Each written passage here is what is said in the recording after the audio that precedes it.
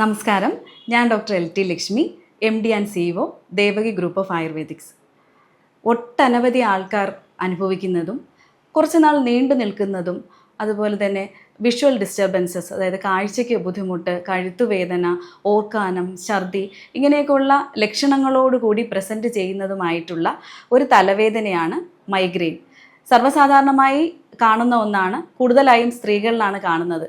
ഇതിൻ്റെ യഥാർത്ഥ കാരണം കണ്ടുപിടിച്ചിട്ടില്ല, അൺനോൺ ആണ്. എന്നാൽ ഇതിനെ ട്രിഗർ ചെയ്യുന്ന പല കാര്യങ്ങളുമുണ്ട്. ഈ ട്രിഗർ ചെയ്യുന്ന കാര്യങ്ങളെന്ന് വെച്ചാൽ ഇതിനെ കൂട്ടുന്ന ചില സാഹചര്യങ്ങളിലൂടെ ആൾക്കാർ കടന്നു പോകുമ്പോൾ ഈ തലവേദന പെട്ടെന്ന് പ്രത്യക്ഷപ്പെടുന്നതായിട്ട് കാണുന്നുണ്ട്. അത് പ്രധാനമായിട്ടും അത് ജനറ്റിക് റീസൺസ് ഒക്കെ ഉണ്ട് ഇതിനകത്ത്. അപ്പം ഇത്തരത്തിലൊക്കെയുള്ള കാര്യങ്ങൾ, ട്രിഗറിങ് ഫാക്ടേഴ്സ് നമ്മൾ പഠിക്കുന്നത് എന്തിനാന്ന് പറഞ്ഞു കഴിഞ്ഞാൽ ആ സാഹചര്യങ്ങൾ ഒഴിവാക്കി കഴിഞ്ഞാൽ നമുക്ക് ഈ തലവേദനയുടെ ചികിത്സ വളരെ എളുപ്പമായിരിക്കും എന്നുള്ളതാണ്. ഈ ഒരു തലവേദന മൂലം ശരിക്കും ഒരു വ്യക്തിയുടെ ഒരു ഡെയിലി റുട്ടീൻ, അതായത് ദിനചര്യ, അതുപോലെ അവരുടെ ഒരു ഡെയിലി അവരുടെ ആക്ടിവിറ്റീസ് ഒക്കെ മുടങ്ങിപ്പോകുന്ന ഒരു സാഹചര്യം ഉണ്ടാകാറുണ്ട്. ഇതിന് ശരിക്കും ഒരു 4 ഫേസസ് ഒക്കെ പറയുന്നുണ്ട്. ഫസ്റ്റ് ഒരു പ്രോഡ്രോം എന്ന് പറഞ്ഞൊരു ഫേസ് ഉണ്ട്. അത് ചിലപ്പോൾ കുറച്ച് ആഴ്ചകൾക്ക് മുന്നേ സ്റ്റാർട്ട് ചെയ്യുന്ന ഒരു ഫേസാണ്. ആ സമയത്ത് ഈ ആൾക്ക് മൂഡ് സ്വിങ്സ് ഉണ്ടായിരിക്കും, അതുപോലെ തന്നെ ഒരു ടയർഡ്നെസ് ആയിട്ട് ഫീൽ ചെയ്യും. പക്ഷേ പെയിൻലെസ് ആയിട്ടുള്ളൊരു ഫേസാണ് ഈ പ്രോഡ്രോം എന്ന് പറഞ്ഞിട്ടുള്ള ഫേസ്. ഒരു സെക്കൻഡ് ഫേസ് പറയുന്നത് ഒരു ഓറ എന്ന് പറഞ്ഞൊരു ഫേസ് പറയുന്നുണ്ട്. ഈ ഓറ എന്ന് പറയുന്ന ഫേസിൽ യഥാർത്ഥത്തിൽ ഈ പേഷ്യൻ്റ് ഒരു സമയം ഈ തലവേദന എക്സ്പീരിയൻസ് ചെയ്തിട്ടുള്ളതാണെങ്കിൽ അവർക്ക് മനസ്സിലാകും അവർക്ക് ഈ തലവേദന വരാൻ പോകുന്നു എന്നുള്ളത്. ഏകദേശം മിനിറ്റുകൾക്ക് മുന്നേയോ അല്ലെങ്കിൽ മണിക്കൂറുകൾക്ക് മുന്നേയോ ആണ് ഈ ഓറ എന്ന് പറഞ്ഞൊരു ഫേസ് ഉണ്ടാകുന്നത്. അതിൽ ശരിക്കും വിഷ്വൽ ഡിസ്റ്റർബൻസസ് ഉണ്ടായിരിക്കും, അതുപോലെ സൗണ്ടൊക്കെ കേൾക്കുന്നതിനകത്ത് ഡിഫിക്കൽട്ടീസ് ഉണ്ടാവും. ചിലർക്ക് നോസിയ, അതായത് ഓർക്കാനം, വൊമിറ്റിംഗ് പോലെയുള്ള കാര്യങ്ങളൊക്കെ ഉണ്ടായിരിക്കും. അത് കഴിഞ്ഞിട്ട് വരുന്ന ഫേസാണ് ശരിക്കും പെയിൻ എന്ന് പറയുന്ന ഒരു സ്റ്റേജ്. ഈ പെയിൻ എന്ന് പറഞ്ഞു കഴിഞ്ഞാൽ ശരിക്കും ഒരു ത്രോബിങ് പെയിൻ, ഒരു കുത്തുന്നത് പോലെയുള്ള വേദന, അല്ലെങ്കിൽ ഒരു പൾസേറ്റ് ചെയ്യുന്നത് പോലെ, ഒരു തുടിക്കുന്നത് പോലെയുള്ള വേദന, അങ്ങനെയൊക്കെ ഒരു കൈൻഡ് ഓഫ് പെയിൻ ആണ് ഇതിനകത്ത് എക്സ്പീരിയൻസ് ചെയ്ത് കോമൺ ആയിട്ട്. പക്ഷേ ഇത് പ്രധാനമായിട്ടും ഒരു സൈഡിലായിരിക്കും സാധാരണയായിട്ട് കാണുന്നത്. ഏതെങ്കിലും തലയുടെ ഏതെങ്കിലും ഒരു ഭാഗത്തായിട്ടായിരിക്കും കൂടുതലായിട്ടും ഈ വേദന പ്രസൻറ്റ് ചെയ്യുന്നത്. അപ്പോൾ ഈ പേഷ്യൻറ്റിന് ഇത്തരത്തിലൊക്കെ ഉള്ള സിംറ്റംസ് എല്ലാം വന്നതിന് ശേഷമായിരിക്കും ഈ ഒരു തലവേദന പ്രസൻറ്റ് ചെയ്യുന്നത്. ഈ തലവേദന വളരെ ഷാർപ്പായിട്ടുള്ളൊരു പെയിനാണ്. അവർക്ക് അവരുടെ ഒരു റുട്ടീനും ചെയ്യാൻ പറ്റത്തില്ലാത്ത രീതിയിൽ ഈ പേഷ്യൻറ്റിനെ തളർത്തിക്കളയും. അതാണ് അതിൻ്റെ ഏറ്റവും വലിയൊരു കോംപ്ലിക്കേഷൻ എന്ന് പറയുന്നത്. ശേഷം ഇനിയും ഒരു ഫേസ് ഉണ്ട്. കാരണം ഈ തലവേദന കുറേ നേരം, മണിക്കൂറുകളോളം അല്ലെങ്കിൽ ചിലരിൽ ദിവസങ്ങളോളം നീണ്ടു നിൽക്കുന്ന എപ്പിസോഡ്സ് ഉള്ള ഒരു തലവേദനയായിരിക്കും. അത് കഴിഞ്ഞ് കഴിയുമ്പോൾ പോസ്റ്റ്രോം എന്ന് പറഞ്ഞിട്ടുള്ള ഒരു ഫേസ് ഉണ്ട്.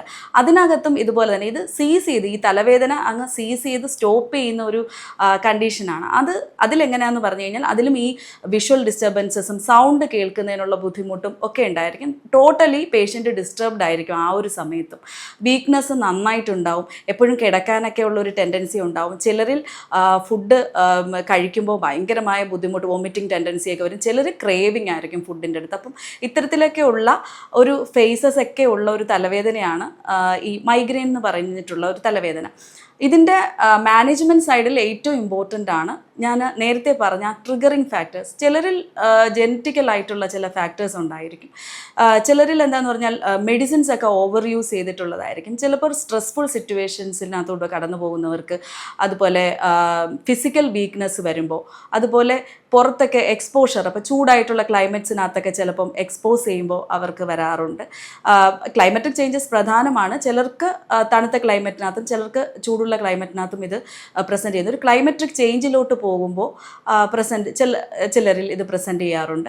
അപ്പോൾ ഇതുപോലെയൊക്കെ വരുന്നത്. അതുപോലെ ഫുഡ് ഇമ്പോർട്ടൻ്റ് ആണ്. സ്പൈസി ഒക്കെ ആയിട്ടുള്ള ഫുഡൊക്കെ കുറച്ച് കൂടുതലായിട്ട് കഴിക്കുമ്പോഴൊക്കെ പലരിലും ഇത് കണ്ടിട്ടുണ്ട്. അപ്പോൾ അത്തരത്തിലുള്ള ഫുഡ് ഹാബിറ്റ്സിൻ്റെയൊക്കെ വേരിയേഷൻ കൊണ്ട് നമ്മുടെ ഡെയിലി റുട്ടീൻ്റെ വേരിയേഷൻ, അതായത് ഇപ്പോൾ നമ്മളൊരു റുട്ടീനിലായിരിക്കും രാവിലെ എഴുന്നേൽക്കുമ്പോൾ മുതൽ കാര്യങ്ങൾ ചെയ്യുന്നത്. അപ്പോൾ അതിലൊക്കെ ഒരു ദിവസം ഇപ്പോൾ നമുക്ക് ആ ഒരു രീതിയിൽ നമുക്ക് റുട്ടീൻ ചെയ്യാൻ പറ്റാതിരുന്നാൽ, ചിലർക്ക് ചായ കുടിക്കാതിരുന്നാൽ പോലും ഈ ഒരു തലവേദന വരുന്നതായിട്ട് കണ്ടിട്ടുണ്ട്. അങ്ങനെയൊക്കെയുള്ള റൊട്ടീനിലൊക്കെയുള്ള ദിനചര്യയിലുള്ള വ്യതിയാനങ്ങൾ കൊണ്ടും ഇത്തരത്തിലൊക്കെയുള്ള തലവേദന എസ്പെഷ്യലി മൈഗ്രെയിൻ കാണുന്നതായിട്ടാണ് പഠനങ്ങൾ പറഞ്ഞിട്ടുള്ളത്.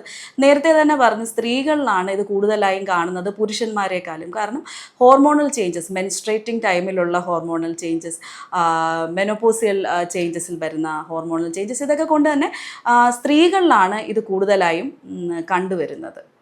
ഈ തലവേദനയുടെ ചികിത്സ ആയുർവേദ വിധിപ്രകാരം ആചാര്യന്മാർ പറഞ്ഞിരിക്കുന്നത് ത്രിദോഷകോപനം ഇതിനകത്ത് ഉണ്ടെന്ന് പറയുന്നുണ്ട്.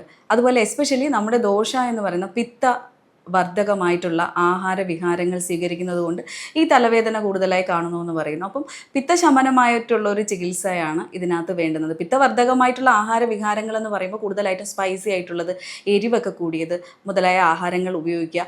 അതുപോലെ നമ്മുടെ കൂടുതൽ ചൂടുള്ള ക്ലൈമറ്റിൽ നമ്മൾ എക്സ്പോസ് ചെയ്യുക. ഇതൊക്കെയാണ് പിത്തവർദ്ധകം എന്ന് ഉദ്ദേശിച്ചിരിക്കുന്നത്. പിന്നെ അതുപോലെ ആമത്വം ബോഡിയിൽ കൂടുക എന്നൊക്കെ ആചാര്യൻ പറയുന്നുണ്ട്. അതെന്താണെന്ന് വെച്ച് കഴിഞ്ഞാൽ നമ്മൾ വേസ്റ്റ് പ്രോഡക്ട്സിൻ്റെ അക്യുമുലേഷൻ ബോഡിയിൽ വരിക, അത് അങ്ങനെയൊക്കെ വരുമ്പോൾ ഇത്തരത്തിലുള്ള തലവേദനകൾ കാണുന്നുണ്ട്. പിന്നെ ഫുഡിൻ്റെ കാര്യത്തിൽ സ്പൈസി ആയിട്ടൊക്കെ ഉള്ള ഫുഡ് കഴിക്കുമ്പോൾ നേരത്തെ തന്നെ പറഞ്ഞതാണ്, ആയുർവേദം അത് തന്നെയാണ് പറയുന്നത്. അതുപോലെ നമുക്ക് സ്ട്രെസ്ഫുൾ ആയിട്ടുള്ള കണ്ടീഷൻസ്, മാനസിക സംഘർഷമൊക്കെ ഉണ്ടാകുന്ന സാഹചര്യത്തിലും ഇത്തരത്തിലുള്ള തലവേദനകൾ കാണുന്നുണ്ട്. ബോഡി എസേർട്ട് ചെയ്യുന്ന ഫിസിക്കൽ എസേർഷൻ വരുന്ന കണ്ടീഷൻസിനകത്തും സൺ എക്സ്പോഷറും ഒക്കെ പറയുന്നുണ്ട് ഇത്തരത്തിലൊരു തലവേദനയ്ക്ക് കാരണമായിട്ട്. അപ്പോൾ ഇതിൻ്റെ ചികിത്സ നമ്മൾ പ്ലാൻ ചെയ്യുമ്പോൾ പ്രധാനമായും ചെയ്യേണ്ടുന്നത് പിത്തശമനമായിട്ടുള്ള ചികിത്സയാണ്. അപ്പോൾ ആയുർവേദ വിധി പ്രകാരം പിത്തശമനമായ ഒരു ചികിത്സ എന്ന് പറഞ്ഞാൽ വിരേചനമാണ്, വയറിളക്കമാണ് നമ്മൾ ഫസ്റ്റ് ലൈൻ ഓഫ് ട്രീറ്റ്മെൻറ്റ് ഇതിന് കൊടുക്കേണ്ടുന്നത്. കൂടാതെ നമ്മുടെ പഞ്ചകർമ്മ ചികിത്സ വളരെ പ്രാധാന്യം അർഹിക്കുന്നു മൈഗ്രെയിന്. ഇതിനെ ചികിത്സിച്ച് നമുക്കൊരു പരിധിവരെ മൈഗ്രെയിനെ കൺട്രോൾ ചെയ്യുകയും പല കേസുകളിലും കംപ്ലീറ്റ് ആയിട്ട് ശമനം ലഭിക്കുകയും ചെയ്യുന്നുണ്ട്. പഞ്ചകർമ്മ ചികിത്സയിൽ പ്രധാനമായിട്ടും നമുക്ക് ഞാൻ ആദ്യം പറഞ്ഞ വിരേചനം, ഒപ്പം നമുക്ക് നസ്യം, അതുപോലെ അഭ്യംഗം, ശിരോ അഭ്യംഗം, അതുപോലെ തല പൊതിച്ചിൽ, പിന്നെ ശിരോധാര മുതലായ പ്രൊസീജിയറുകൾ പലപ്പോഴും ഗുണപ്രദമായിട്ടാണ്. അതുപോലെ ശിരോവസ്തിയൊക്കെ വളരെ ഇഫക്റ്റീവായിട്ടാണ് കണ്ടിരിക്കുന്നത്. പക്ഷേ ഈ ട്രീറ്റ്മെൻറ്റ്സ് ഒക്കെ ചെയ്യുന്നത് ഒരു പേഷ്യൻറ്റിൻ്റെ കണ്ടീഷൻ അനുസരിച്ചും അതുപോലെ തന്നെ ഒരു ഫിസിഷ്യൻ്റെ നിർദ്ദേശപ്രകാരം മാത്രമേ നമ്മൾ ചെയ്യാൻ പാടുള്ളൂ. കാരണം ഓരോ പേഷ്യൻസും ഓരോ പ്രകൃതിയിലുള്ളവരായിരിക്കും. ഇതിന് നമ്മൾ ഇൻറ്റേർണൽ മെഡിക്കേഷൻസ് പറയുന്നുണ്ട്, ഗോതന്തി ഭസ്മ, അതുപോലെ ശിരശൂല വജ്രരസ, അങ്ങനെയൊക്കെയുള്ള പറയുന്നുണ്ട്. അതുപോലെ പദ്യാദി കഷായ, തലയിൽ ബലാഗുളുച്ചാതി, അത് എല്ലാം ഇത്തരം ട്രീറ്റ്മെൻറ്റ്സ് എല്ലാം എടുക്കുന്നത് ഒരു വൈദ്യൻ്റെ നിർദ്ദേശപ്രകാരം മാത്രമേ നമ്മൾ ചെയ്യാൻ പാടുള്ളൂ. കാരണം നേരത്തെ പറഞ്ഞത് തന്നെയാണ്, പേഷ്യൻ്റ് ടു പേഷ്യൻ്റ് എല്ലാം വ്യത്യാസം വരുന്നു എന്നുള്ളതാണ്.